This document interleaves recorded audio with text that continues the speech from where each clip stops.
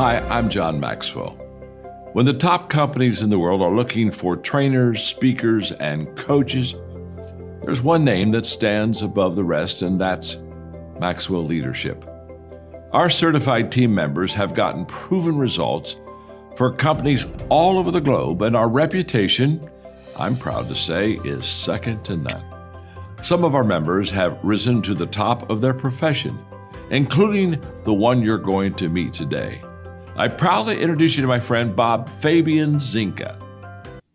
Welcome to the Leadership and Success Podcast with your host, Coach BZ, where we help you lead with purpose and succeed with impact. If you're ready to grow into the kind of leader others want to follow, this podcast is for you. If you're determined to elevate your success and leave a lasting legacy, this podcast is for you. As my mentor, Dr. John C. Maxwell reminds us, everything rises and falls on leadership. Our goal is simple: to inspire you, challenge you, and equip you with insights that can transform the trajectory of your leadership journey. Welcome aboard to another episode of the Leadership and Success Podcast with Coach BZ.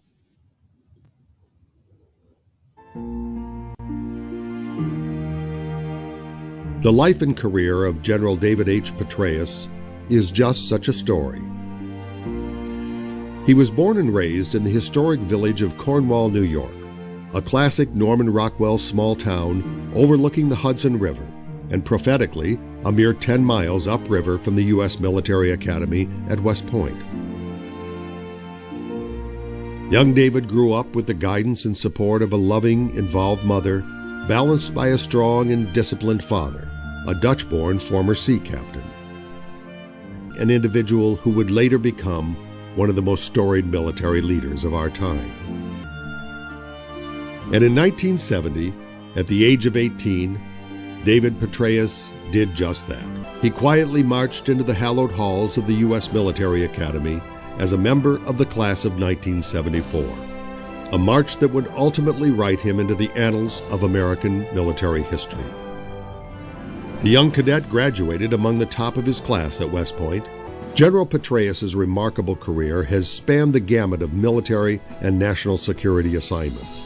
Each of those assignments, and the men and women he worked with, made significant contributions, militarily and intellectually, to his personal and professional growth, and to developing the man who would someday help America face the unprecedented challenges and threats of the 21st century. From Ranger School to a multitude of key staff and command positions throughout the United States and Europe. From Operation Uphold Democracy in Haiti to Operation Desert Spring in Kuwait and Operation Joint Forge in Bosnia-Herzegovina. Petraeus was being forged and refined for a major role in Operation Iraqi Freedom and the ongoing war on terror.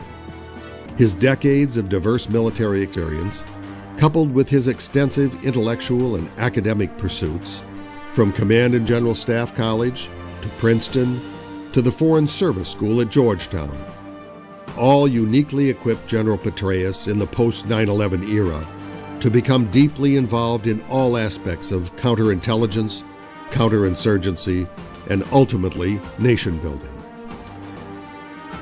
In 2003, after 10 months with the NATO Stabilization Force in Bosnia-Herzegovina, General Petraeus resumed his association with and took command of the 101st Airborne Division, leading the division through fierce fighting south of Baghdad, and finally leading them on the longest heliborne assault in history to the city of Mosul and the northern provinces of Iraq. It was there, after long, war-weary months of mixed and inconclusive results in Iraq, that Petraeus and the 101st began to redefine America's counterinsurgency strategy and proactively incorporate nation building as a central military mission. And given the effects of the war and the diverse ethnic mix in the region, the results were remarkable. Building trust with the people, working with and empowering local leaders, emphasizing the judicious and selective use of force, expanding the stakeholders in success, reconstructing the infrastructure and the local economy. As General Petraeus gave over his command in Iraq, Secretary of Defense Gates presented him with the Defense Distinguished Service Medal and stated that the general had, quote, played an historic role and created the translation of a great strategy into a great success in very difficult circumstances. Secretary Gates went on to say, history will regard you, General Petraeus, as one of our nation's greatest battle captains.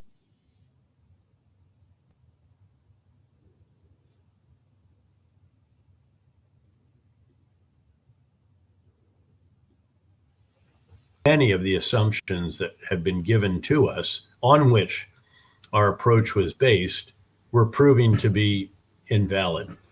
And it started me wondering, how in the world is this thing going to end? What we were told was going to happen. These guys are going to join us. Those other guys won't fight. That will topple the regime, but put other people in place and go home to a victory parade.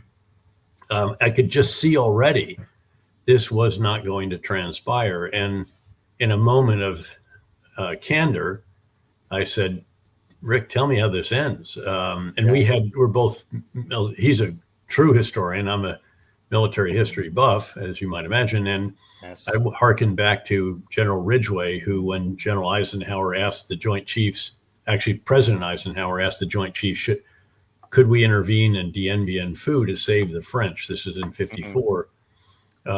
Ridgway said, sure, Mr. President, all it will take is 8 divisions for 8 years. Needlessly priced that out of possibility. And I turned to Rick and said, what do you think? 8 divisions for 8 years? Actually, it took about that if you add in the coalition units, and it took longer. So in any event, I forgot that you're always on the record with him unless you say you're not. And that became a question that I was asked repeatedly during Senate confirmation hearings, and then even became the title of a book and something that was repeated many, many times. But tell me how this ends. Just represented, or it was my expression of doubt about how truly it was going to end, as the optimistic scenario that had been provided to us was appearing to be.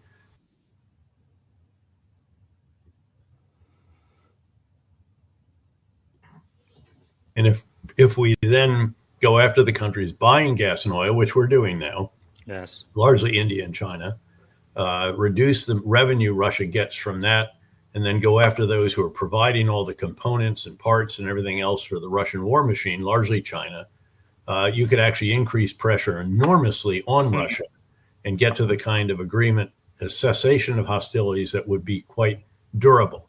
We'll see what the current negotiations can achieve. I'd like to see them strengthened to be negotiating from a greater position of strength by doing what it is that I've advocated here. Yes. I guess I'm very, very hopeful. This war has gone on for too long, but really impressed by the Ukrainian. And also, sir, thank you so much for all of your daily status update from the Institute for the Study of War. Yeah, they deserve the credit. All I do is take excerpts from it, cut and paste, and put it out. I am a member of the board. We have the Petraeus Center there and so forth. And I'm a huge supporter of and believer in the analysis, which is absolutely as forthright and objective as we can make it. Keep in mind, I don't even register to vote, much less vote or advocate candidates. Because I was going to respond to it this morning, but then I had to get ready for this meeting. But you talked about diplomacy matters, right? Russia's November 24-25 strikes that civilian arm remain central to Moscow's playbook, which is really sad. But the Pokrovsk axis and the Kutianivka corridor highlight Russia's evolving offensive template. And then the last thing I got out of it was freedom, sovereignty, and the rules.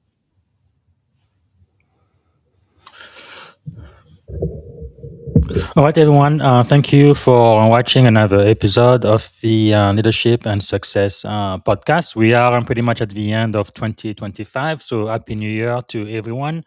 And we have a couple more episodes, and then we're going to be starting season 5. So that is coming on January 1st. And we already have a great lineup for just the first interviews for 2026. All right. I'm being reminded, let's start with our moment of gratitude for those who follow the show. That's what we do here every single days that we meet, we believe it's very important to be grateful, especially for service member. As you know, about 21 service member commit suicide every day. And here we believe it's not possible to be suicidal and grateful at the very same time. So if you would maybe close your eyes, take a deep breath, put yourself in your happy place. And one of my happy places is always by the beach. I can feel the sunlight and the light breeze and the waves of the ocean. And I feel very, very grateful. So what are you grateful for right now? I think I am grateful that I'm going to see another year. Christmas was yesterday. I'm very grateful for that, especially spending Christmas with my wife and my two kids. Nothing in the world is more important to me than my family. I don't know how many holidays and special events I've missed throughout my Navy career, but I'm really, really glad that I spent time with my family and looking forward to 2026. What a blessing it is to be alive today. So let us know in the chat what you are grateful for. So I had really an extraordinary interview with the General, David Petraeus, and today will be the 10-minute AI recap. So I play a couple of clips from the interview, and then I'm going to play 2 5-minute AI recap, all done by artificial intelligence. And the idea is for the people who don't have the time to go through the full episode, which was season 4, episode 118. They can listen to this recap. And I do want to remind everybody to please follow the general on LinkedIn, David Petraeus. And let me share my screen for just a second. And I also want you guys to read the article I wrote, kind of a summary of the conversation we had. Get the big idea right. That was, I think, the main message from the general. It really was a masterclass in leadership with General Petraeus. Go ahead and read the article. I think you're going to get something out of it. So this is going to be the podcast version of the recap of that article. I also want you to please consider purchasing the book, #1 New York Times bestselling book, Conflict, The Evolution of Warfare from 1945 to Gaza. And I understand that the general is working on his sequel. So I definitely want to make sure when he does, we invite him back here. Okay, so I'm going to start with the first 5-minute AI recap. If you have any question for me, please type it in the comment. And also let us know where you are tuning from, what city, what state, and if outside of the US, which country. And also I want to know whatever you are grateful for today. Please type it in the comment. And as you listen to the recap, please type 3 to 5 takeaways from this episode. Okay, here we go. So, what does it really take to lead when the stakes couldn't be any higher? Today, we're going to unpack a true masterclass in leadership from one of the most influential military commanders of our time, General David Petraeus. And right out of the gate, he hits us with a pretty stark warning. If you don't get that right, all else is for naught. So, what is that? Well, it's the single most important job of any strategic leader, and it's the absolute core of what we're talking about today. And that brings us to the central pillar of his entire philosophy, getting that one big idea right. Now, this isn't just about having a plan. It's about making sure you have the right plan right from the very start. Petraeus says this is the intellectual foundation for everything, and I mean everything that comes after. If that foundation is cracked, the whole building is eventually going to come down. And the cost of getting it wrong? It's not just some minor oopsie. It doesn't matter if you're in the military, in business, or in tech. The consequences of a bad core idea can be absolutely catastrophic, with fallout that can last for years. And this chart just drives that point home. According to Petraeus, it took the U.S. military 13 years to finally land on the right big ideas in Vietnam. And by then, it was way too late. In Afghanistan, it took 8 years. You know, this isn't just a delay on a timeline. It's a tragic waste of time, of resources, and of lives, all because the initial strategy was flawed. So how do you avoid that kind of disaster? Well, Petraeus doesn't just leave us with a theory. He gives us a really clear, actionable framework that pretty much any leader can follow. And here it is, 4 tasks that sound simple, but are incredibly powerful. First, get the big ideas right. Second, communicate those ideas like your life depends on it. Third, you got to oversee the implementation. And fourth, you have to constantly refine and adapt those ideas. This is not a one-and-done kind of deal. It's a continuous loop of strategy, action, and learning. And that communication piece, it has to be relentless. A brilliant idea is totally useless if it's just trapped inside the leader's head, right? It's got to flow through the entire organization so that everyone, from the people on the front lines to the biggest stakeholders, gets it. That's how you get everyone moving with clarity and a unified purpose. Okay, so theory is one thing. Let's see how this framework actually holds up when the pressure is on. We're going to look at a super high-stakes example of this strategy in action. All right, the setting is Iraq 2006. The country was spiraling into a brutal sectarian civil war. The strategy they were using, it was failing badly. Something radically different had to happen, and it had to happen fast. So, the big idea was completely flipped on its head, a total 180. The old strategy was clear and leave. Basically, forces would clear insurgents out of an area and then leave. This just created a power vacuum that the enemy would fill right back up. The new idea was clear, hold, build. This meant clearing an area, but then, and this is the key part, staying to provide security and help rebuild. It was a massive pivot from pure combat to counterinsurgency. And the result of getting that new big idea right? Well, in just 18 months, this brand new strategy drove violence down by nearly 90%. 90%. Just think about that. A historic, life-saving turnaround, and it was directly tied to changing that one core strategy. As Petraeus himself said, change management can't get any bigger than that. I mean, he was rewriting the operational playbook for over 150,000 troops in the middle of a war. It's just incredible. So, we've seen the strategy, we've seen the framework. But what about the leader themselves? What kind of personal attributes does it take to actually execute something like this under that kind of immense pressure? It really starts with this mindset. Petraeus believes that life, and especially leadership, is a competitive endeavor. And he says you shouldn't shy away from that. You should embrace it. Use it to push yourself to be the absolute best. And that mindset breaks down into 4 key attributes. First, a commitment to relentless excellence. Because, as he says, nobody's impressed by someone who's proud to be average. Second, elite resilience. He famously figured out that he needed exactly 6 hours of sleep to stay sharp, and he built his whole schedule around that. It was non-negotiable. Third, a real dedication to lifelong learning. He sees knowledge as a leader's most valuable weapon. And finally, active mentorship, because he knows no leader ever succeeds alone. So if we boil everything we've talked about down, it really comes to these 2 foundational pillars. A personal drive for relentless excellence combined with an intense focus on strategic clarity. Getting those big ideas right. That, right there, is the heart of the Petraeus model. Which of course leaves us with one final question. A question that turns all of this right back to you. It doesn't matter if you're leading a company, a small team, or just your own career. The first and most important task is always the same. So, let me ask you, what are your big ideas? With the great support of Secretary of Defense at that time, Bob Gates, who was a great, in addition to a great strategic leader, he was a wonderful bureaucratic infighter. There he is, in fact. And also Admiral Mullen, who became the chairman about 7 months into the surge. That's a great photo of us together there. But the country the administration recognized that we were losing in Iraq, and they were really quite committed to reversing that, to turning that war around. That was a legacy item for the president at the time, and that provided us the impetus with great leadership on Capitol Hill.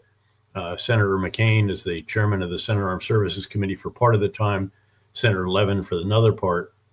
And so all of them together enabled us to do what we did. But the big idea during that time, I told Secretary Gates, look, just get us the stuff in our hands. Don't test it endlessly at Aberdeen Proving Ground. Just send it to us. Let our soldiers, as long as it won't kill somebody if it doesn't work, just send it out. We'll try it out. Our soldiers will. And if they like it, we'll get more of them. If they don't, we'll park it in the back of a combat outpost and let it rust. But that's the attitude you have to have. Now, to be fair, these were not aircraft carriers or major platforms, although some were very, very significant. But so, again, we really don't see the future of war as clearly as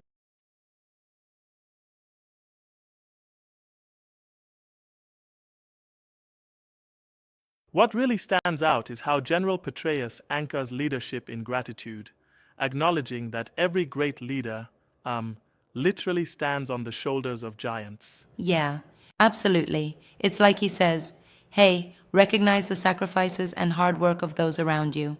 And that isn't just lip service, it's a fundamental mindset. Exactly. He doesn't just throw out a casual thank you. He emphasizes a deep, almost humble recognition of what it means to lead by valuing every individual's contribution. And then there's his point about excellence. I mean, he makes it clear that leaders need to outdo mediocrity. It's like, why settle for average, right? Right, right. He tells us that life is a competitive endeavor.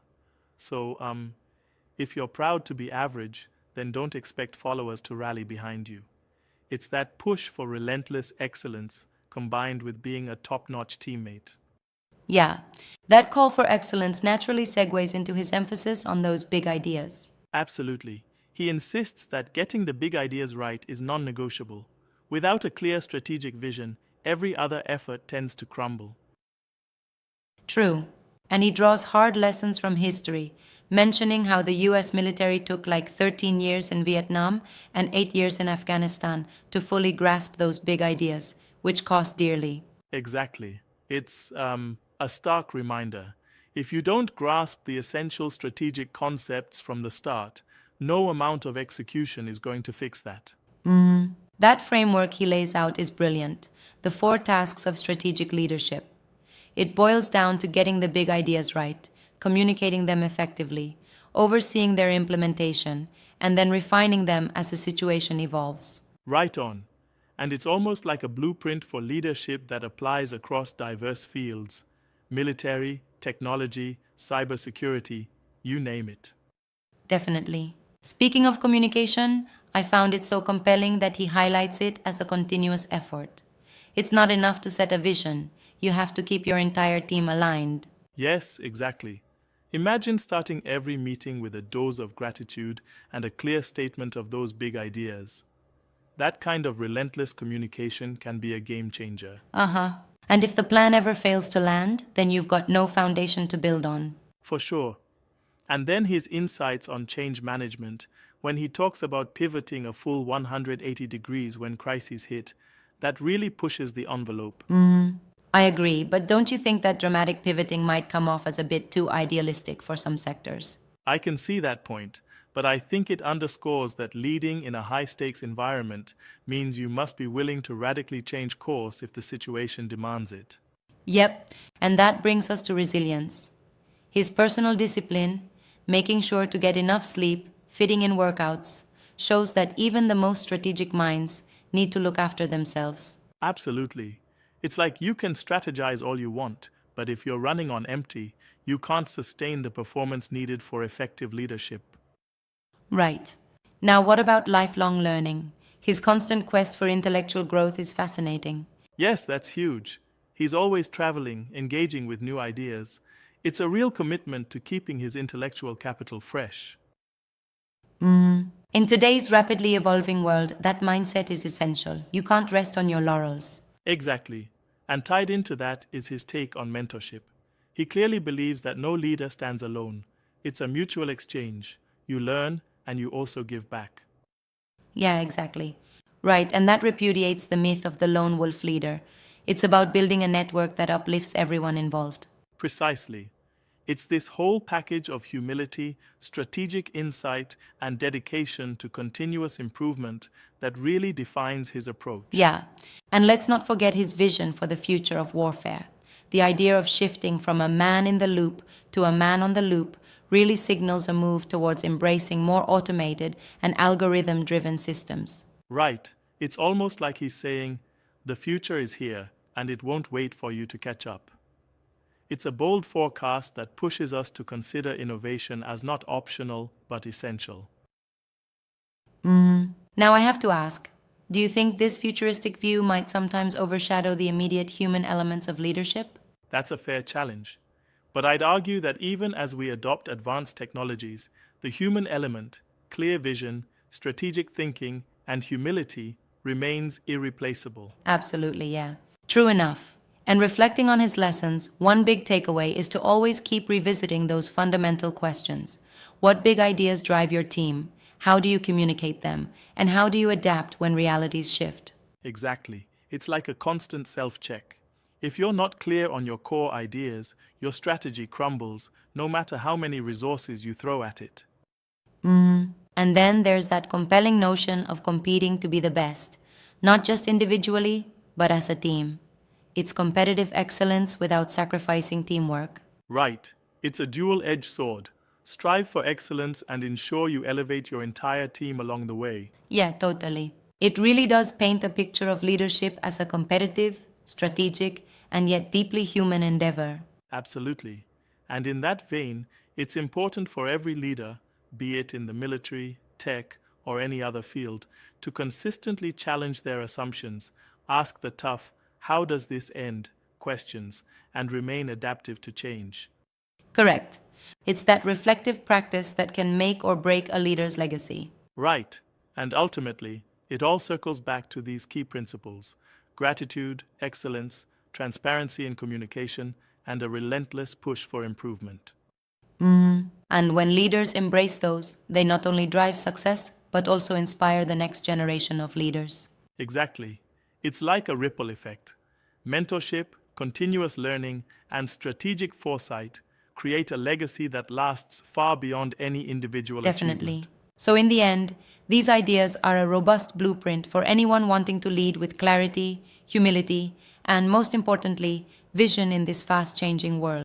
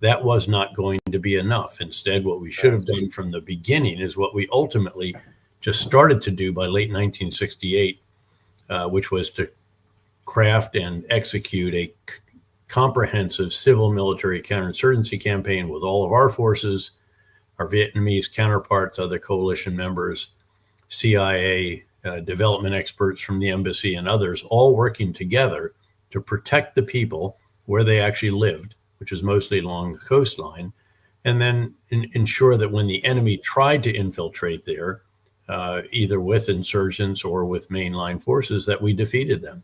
That would have been something much more doable. We did shift it. It made demonstrable difference. The problem was, by the time we finally got the big ideas right, when General Abrams took over in late 1968, it was really too late when it came to support on the American home front, which had given up on the war after profession that we had seen, the light at the end of the tunnel and so forth. And then came the Tet Offensive of 1968, early 1968, which showed that clearly the Viet Cong in the North were by no means finished. It took us 8 years in Afghanistan to get the big ideas right, to craft the right strategy, and then another year to get the inputs right, almost the right level of forces, diplomats, spies, development experts, legal expertise, and all the rest of this. And we only kept it right for 6 or 8 months, by which time we began a drawdown that we had already said we wanted to conduct, telling the enemy that our will is not absolutely steadfast, and then drawing down subsequently at a pace that was determined more by conditions on the ground in Washington than by conditions on the ground in Afghanistan.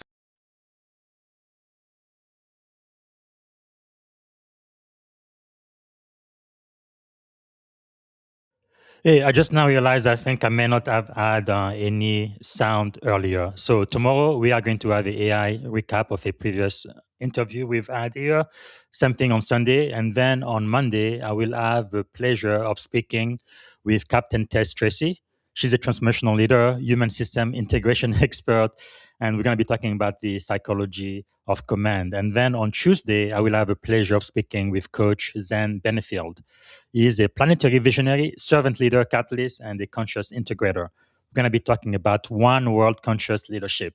And then we are going to have a huge marathon on January the 2nd, that Friday, starting with our Season 5 premiere, Season 5, Episode 1, with General Gary M. Brutto, U.S. Army retired, 4-star general. He is named the People's General, 4-star warrior, and future focus. We're going to be talking about leading the army of tomorrow. Then I will have a conversation with police officer Dr. Beth J. Sanborn about school safety, advocacy, and we're going to be talking about the missing piece. And then I will also have a conversation with Terry Maxwell. She's a business architect, growth catalyst, and conscious capitalist. We're going to be talking about conscious capitalism in action. And then I will have a great pleasure of speaking with Dr. Shona Doug Springer. She's the co-author of Relentless Courage. If you remember, we had a conversation with Michael Seguru during our mental health day, and she's the co-author of the same book. She's going to be here for Season 5, Episode 4. And finally, I will be speaking with a cybersecurity expert, Daya Ramesh. She's a founder, operator, and mentor. We're going to be talking about cybersecurity being existential. All right, this is it for now, and have a wonderful day. Bye for now. Thank you for tuning in to the Leadership and Success Podcast with your host, Coach BZ. If today's episode added value to your leadership journey, be sure to subscribe, share, and join us again for more wisdom nuggets on how to lead better and achieve greater success. Remember, leadership is the most critical skill of our time. The world will always need leaders to inspire others, drive innovation, and execute meaningful strategy. So why not count yourself among the bold leaders shaping the 21st century? Until next time, stay inspired, stay committed, and keep leading with excellence.